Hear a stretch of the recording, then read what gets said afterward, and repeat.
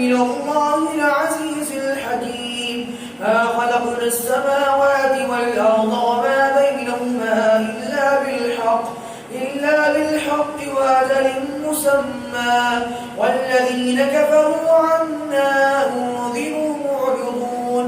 قل أرأيتم ما تدعون من دون الله أروني ماذا خلقوا من الأرض أم لهم شرك في السماوات، ائتوني بكتاب من قبل هذا أو أثارة من علم إن كنتم صادقين. ومن أضل ممن يدعو من دون الله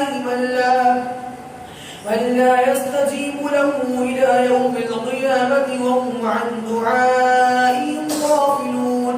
وإذا حشر الناس كانوا لهم أعداء وكانوا بعبادتهم كافرين. وإذا تتلى عليهم آياتنا بينات قال الذين كفروا للحق لما جاءهم هذا سحر مبين أم يقولون افترى قل إن افتريته فلا تملكون لي من الله شيئا هو أعلم بما تفيضون فيه كفى به شهيدا بيني وبينكم وهو الغفور الرحيم. قل ما كنت بدعا من الرسل وما أدري ما يفعل بي ولا بكم إن أتبع إلا ما يوحى إلي وما أنا إلا نذير مبين.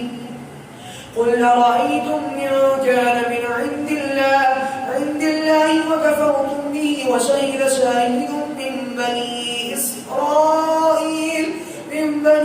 إسرائيل على مثله فآمن واستكبرتم إن الله لا يهدي القوم الظالمين.